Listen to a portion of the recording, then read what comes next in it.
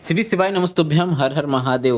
नंदगांव नासिक में चल रही शिव महापुराण कथा जो कि श्राद्ध स्पेशल शिव महापुराण कथा है। इस कथा में गुरुजी ने श्राद्ध पक्ष पितृ पक्ष के कई ऐसे उपाय बताए हैं जिनका गुरुजी ने आज से पहले नहीं बताया था, और कल वो दिन है जिन्हें आपको वे सभी उपाय करना है। आज 29 सितंबर श्री शिव महापुराण नंदगांव कथा में गुरुजी ने 3 बिल्कुल नए उपाय बताए हैं। और इससे पहले जितनी भी कथाएं हुई हैं, जितने भी दिन हुए हैं, इस दिनों में गुरुजी ने 3 और विशेष उपाय बताए हैं। तो इस वीडियो में हम आपको श्राद्ध पक्ष के जितने भी उपाय हैं, जैसे आप कल 30 सितंबर श्राद्ध शिवरात्रि पितृपक्ष की शिवरात्रि में करके अधिक से अधिक लाभ प्राप्त कर सकते हैं, उन सभी उपायों की जानकारी देने वाले हैं।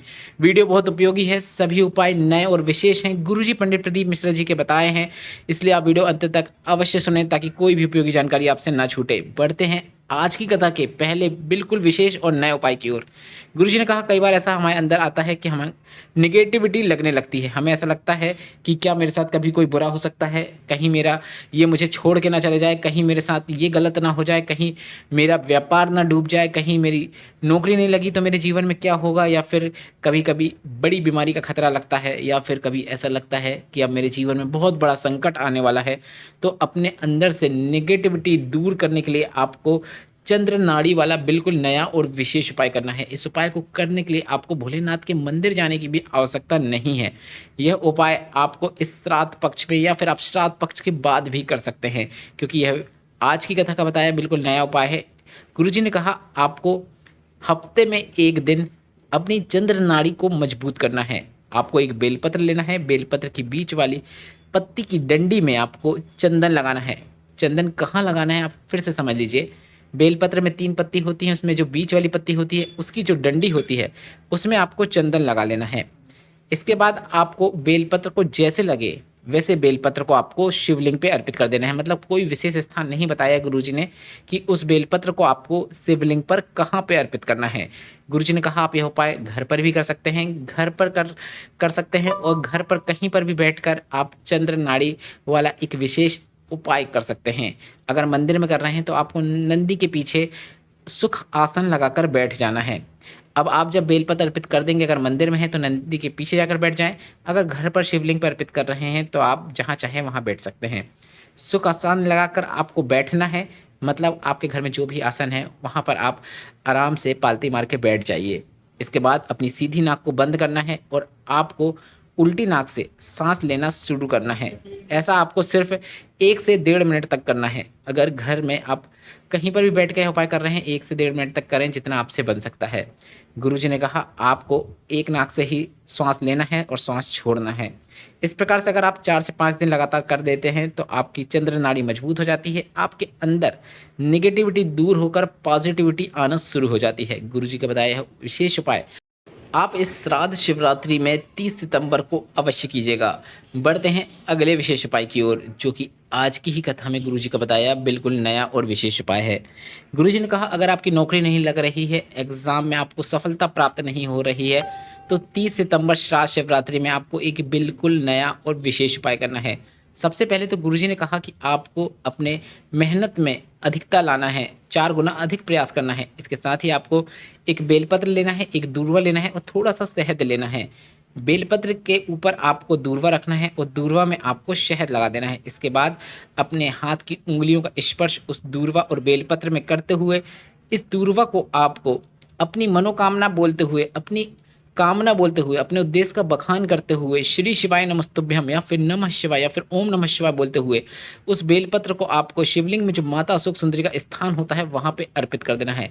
बेलपत्र को आपको इस प्रकार से अर्पित करना है कि बेलपत्र की डंडी जलाधारी की ओर होना चाहिए। यह एक विशेष उपाय है जिसे आपको इस 30 सितंबर श्राद्ध शिवरात्रि के अवसर पर अवश्य करना है। गुरुजी ने कहा, अगले साल की श्राद्ध शिवरात्रि आने से पहले आपको अपनी हर मनोकामना पूर्ण होती हुई नजर आने लगेगी। अब बढ़ते हैं इसी शिव महापुराण कथा में गुरुजी का बताया एक और विशेष उपाय की ओर। गुरुजी ने कहा, अगर आप अपना व्यापार आगे बढ़ाना चाहते हैं, नौकरी या इंटरव्यू में सफलता प्राप्त करना चाहते हैं, तो आपको इस श्राद्ध पक्ष की शिवरात्रि में एक विशेष उपाय करना है।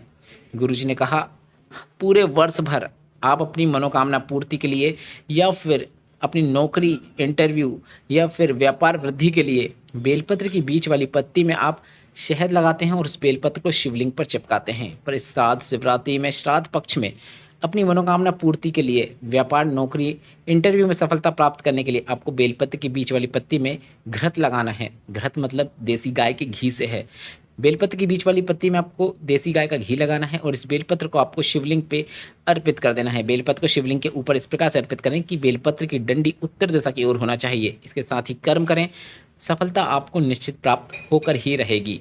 बढ़ते हैं उस उपाय की ओर जो कि गुरुजी पंडित प्रदीप मिश्रा जी का सिर्फ और सिर्फ श्राद्ध शिवरात्रि में करने वाला उपाय है। यह उपाय आप हर कभी नहीं कर सकते क्योंकि यह उपाय सिर्फ और सिर्फ श्राद्ध की शिवरात्रि को करना होता है जो कि 30 सितंबर को है। संतान प्राप्ति के लिए यह उपाय किया जाता है। आप एक बार यह उपाय अवश्य करके देखिएगा क्योंकि यह उपाय करने का मौका भी आपको वर्ष में सिर्फ एक बार ही मिलेगा। शिवलिंग पर आपको घृत का लेपन करना है, मतलब शिवलिंग में आपको देसी गाय का घी का लेपन करना है।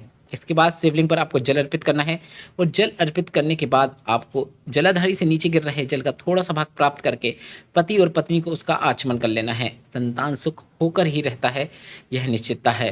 कई लोग यह कह रहे हैं इस उपाय के अंतर्गत कि हमें घी को प्राप्त करके उसका आचमन करना है क्या? नहीं, आप घी अर्पित कीजिए, उसके बाद जल अर्पित कीजिए, उसमें जल के साथ घी भी आ जाएगा और 1 चम्मच ही मिल रहा है तो वह पर्याप्त है और उसे ही दोनों पति पत्नी को उसका आचमन करना है।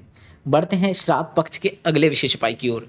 इसी शिव महापुराण कथा जो कि नंदगांव नासिक में चल रही है, इसमें गुरुजी ने एक और शीघ्र विवाह का उपाय बताया है। गुरुजी ने कहा विवाह नहीं हो रहा है, अगर आप यह उपाय करते हैं अगले श्राद्ध पक्ष के पति और पत्नी दोनों एक साथ पूजन करते हुए आपको नजर आएंगे। उपाय काफ़ी सरल और आसान है। आपको अपने हाथ की एक उंगली में घी लगाना है और इस घृत को मतलब देसी गाय के घी को आपको शिवलिंग में लेपन करना है। आप लेपन भी कर सकते हैं या फिर आप उस उंगली से शिवलिंग पे ओम की आकृति भी बना सकते हैं। ओम की आकृति या लेपन करने के बाद आपको वही उंगली पीवरी का नाम लेते हुए माता अशोक सुंदरी के स्थान पर स्पर्श करा देना है। बस इतना करना है। आप पर ध्यान दें, आप जब माता अशोक सुंदरी के स्थान पर पीवरी का नाम लेते हुए उस उंगली का स्पर्श कराएंगे तो आपको घी अपनी उंगली में नहीं लेना है। आपने एक बार में जो घी लिया है उससे जो शिवलिंग में आपने ओम बनाया है या लेपन किया है वही उंगली का स्पर्श आपको शिवलिंग में माता सुख सुंदरी के स्थान पर पीवरी का नाम लेते हुए कर देना है। यह उपाय आप इस श्राद्ध पक्ष में कभी भी किसी भी दिन कर सकते हैं, मतलब आप यह उपाय 2 अक्टूबर तक कर सकते हैं, पर 30 सितंबर श्राद्ध शिवरात्रि के विशेष अवसर पर आप यह उपाय करेंगे तो गुरुजी ने कहा अगला श्राद्ध पक्ष आएगा उसके पहले आपका विवाह तय हो जाता है और पति पत्नी एक साथ आपको उपाय करते नजर आएंगे। गुरुजी पंडित प्रदीप मिश्रा जी के बताया यह उपाय आपको 30 सितंबर के दिन सुबह से लेकर आप शाम तक कभी भी कर सकते हैं, आप रात्रि को भी कर सकते हैं।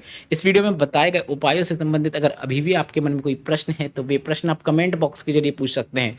मेरे द्वारा दी गई जानकारी अगर आपको थोड़ी सी भी उपयोगी लगी है तो इस वीडियो को लाइक करके कमेंट बॉक्स में हर हर महादेव अवश्य टाइप कीजिएगा। श्री शिवाय नमस्तुभ्यम, हर हर महादेव।